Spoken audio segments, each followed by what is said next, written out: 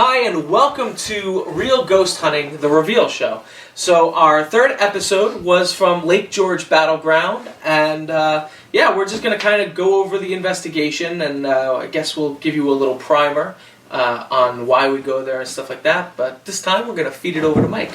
So, Lake George Battleground, I actually went camping there, oh my god, it's got to be back in 2010, and it was more of just a day trip type thing, not to investigate or anything like that.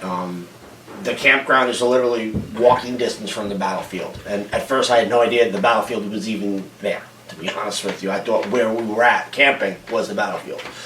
So I got a site map and we kind of walked through the area, and they have a historical marker there of an old field hospital that was from the French and Indian War.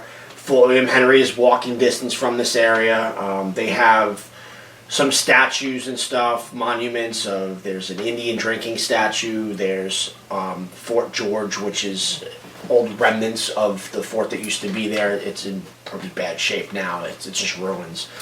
I had no idea, that this place was haunted. I was just walking through there. I was like, yeah, this would be really cool to investigate, So I come home from that trip, do a little research, and I picked up a haunted Lake George book, and some of those stories are in there.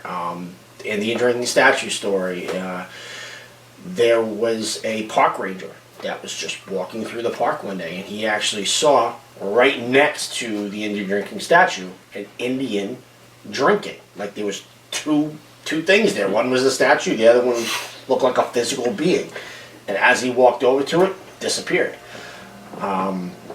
There's been just a lot of claims, your typical battlefield type stuff, your gunshots, your cannon fire, and it's hard to determine the difference because you do have Fort William Henry, which is literally walking distance, and they do reenactments on the hour, every hour. You hear the cannon go off, you hear the gunshots go off. So, we investigated this place a bunch of times. We're going to focus more on just this specific episode, and take it away. Yeah, otherwise we'll be here for 2 days. We'll be here for 2 days just talking about, because this was our 21st investigation we recorded. We've been there two more times since then, so we've been there 23 times in total. There were, again, like our first investigation at East Hampton Library, there were more people there than you saw in the episode. Mike was there, I was there, Tom, you were there, Shannon was there, Rocco, Brandon, Will, Michelle, Julie, and James. James was our wonderful cameraman that night, so, hit like for James. Oh, wonderful. That's yeah. He was pretty new back then. He was okay. He was, that's... So, alright, moving along. Ghost weather station for the night was pretty quiet, all normal range, nothing crazy there.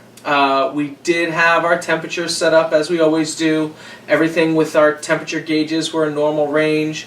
We did use an energy loss meter as well. 9 volts, no problems there. We had a whole bunch of Geiger counters and radio frequency meters. Nothing paranormal happened on any of those. They all were cold zeros or negative 55, all within normal range. We did use a bunch of different EMF meters. I will say, at one point during the night, the K2 meter did jump up to 20 milligauss for just a hot second. It wasn't like it was crazy. It wasn't erratic. It didn't have any pattern to it. It just had happened once, and then that was it. So we are considering that possibly paranormal. We're out in an open field. There isn't really a ton of EMF out there, and there wasn't really a ton of radio frequencies out there. I mean, anytime we use our walkies, we account for that. So, this in this case was just a random act of EMF. So we do consider that possible paranormal activity. The other EMF meters, though, were quiet. Our walkies were quiet throughout the night. No unusual interference. We had 6 different digital audios out throughout the night. With all 6 of those that were out, we did capture only one EVP while we were there. And this one is a Class A1 EVP. It's of a female voice. And we'll play it for you, and then we'll tell you what we think it's saying. This way you guys see if you can hear what we're hearing. I am from the Panther Clan. I am a sacred bundle keeper, and I am studying to be a sacred pipe carrier. So right there, it is a female voice, and it sounds like it's saying like a drawn out no, like no. And it is a little on the whispery side, but it is really clear, so we do classify it as an A1. Right. It's just a clear no, like that. Really interesting. I mean, we had, they weren't alone. I mean, this was caught on Shannon's audio. We had 6 other audios out that night. I mean, for nobody else to capture anything it's interesting, because that means that the device was using Shannon, the spirit was using Shannon's device in order to imprint its voice. So, a really interesting night. Then we used a whole bunch of cameras, as we always do. Our IR digital camera, our regular digital, our full spectrum, our FLIR. No photos that we captured that night. Everything on our photography was quiet. We did use full spectrum HDD cameras. This isn't a house investigation. This is more in line with our urban myth and legend investigations, which you'll see more of those in the coming reveals. But yeah, no unusual sightings. No EVPs were found. That was it. Well, we had the one EVP found, but there was none found on our full spectrum HDD camera there, so that was quiet. Personal experiences, honestly, the team didn't have any. Quiet. It was quiet. It was hauntingly quiet, shall I say? And dislike. So yeah, I mean, overall throughout the night, we did capture the spike in the K2 meter, and with the 6 digital recorders that were out, we did capture the 1 EVP. So, you know, it was mostly a quiet night for the most part. But, I mean, overall impression, what do you think, Tom? I mean, I think that was, of all times I've been to Lake George, I think that was probably the quietest night I've had there. Usually we do have some sort of something going on. I've had some of my more interesting experiences there.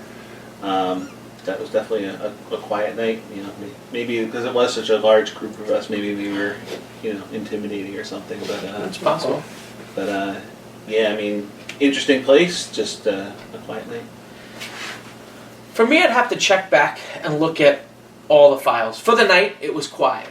But whether or not I would call the location haunted or not, I mean, I think there's probably something lingering on in there, but it's really hit or miss. I'd really have to look back and see how many EVPs we've caught over the years, if there's a pattern or anything like that.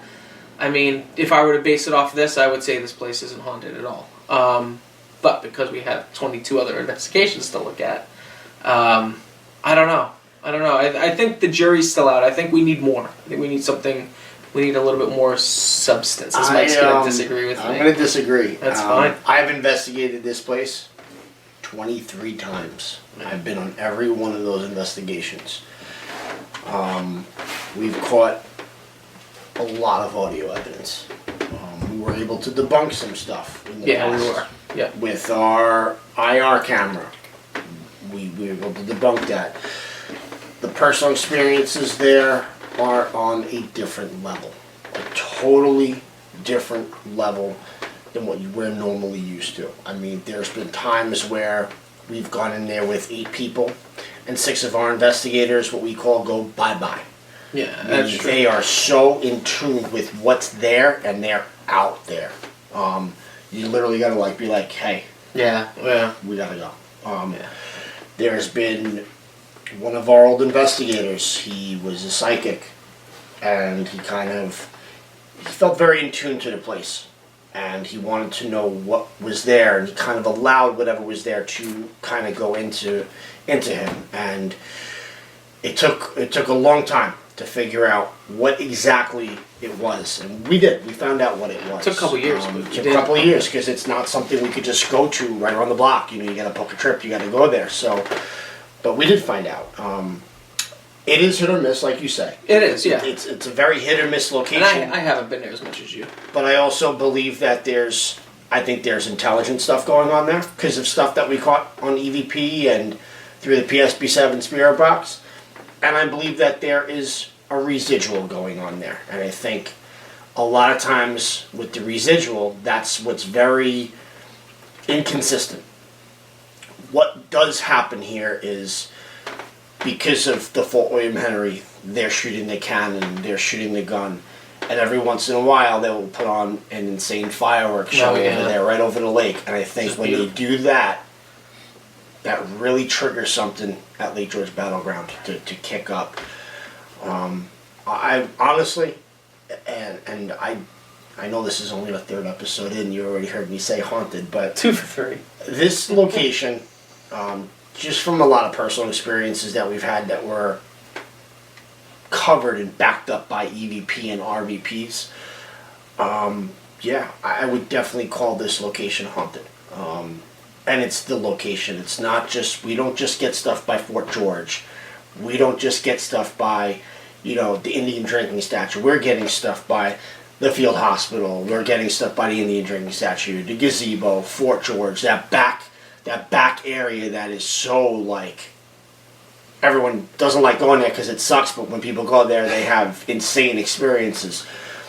The picnic table that people can't explain of why they feel that way. I mean, the last time we were there, we had somewhat of a laser projector set up on the pathway, and we all walked up by ourselves. And I was walking up, and the team thought Brandon, the other investigator, was with me, and I'm like, no. And they're like, somebody else was literally walking up the pathway with you. This is stuff we can't This explain. was the pathway up to Fort George? Yeah. I wasn't there on that one. That was the October one, right? Yeah. I wasn't there for that one. Yeah, Lake George, Lake George Battleground, I would deem it haunted. You're not going to get something there every time, but you hit it the right time, it gets pretty real. It gets pretty real there. So, I mean, even at the campsite, because it's not just what we investigate, it lingers to our campsite. You know, you have the Father Isaac Jock statue that's supposedly got activity, and that's literally, like, you're 10 feet away from it. You're one of the campsites. yeah.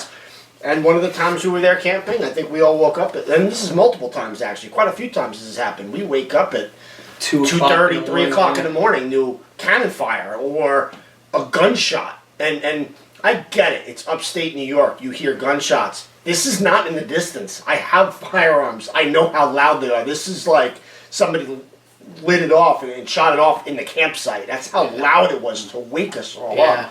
I remember that. This is, I think, all residual from what happened there. You know, I think some of it does trigger into Fort William Henry, which we've investigated in the past, and that's a whole nother ballgame. Oh, yeah. Maybe that'll be on one of our other episodes, but it's all tied and connected, and yeah, I believe it to be haunted. There's a lot of history there. There's a lot. There's a lot. And it's not just the history, it's stuff that we've captured and experienced. Yeah. I mean, and we have proof of that, 23 field reports. Oh, yeah. So, and we go back 2 to 3 times every year. And out of 2 to 3 times that we go every year, I would say out of those 3 times, at least once, we're guaranteed to get something. An EVP. That says a lot. Yeah. I mean, I'm guaranteeing evidence in 3 investigations. And that's only 3 investigations. We investigated twice for the weekend. That's 6.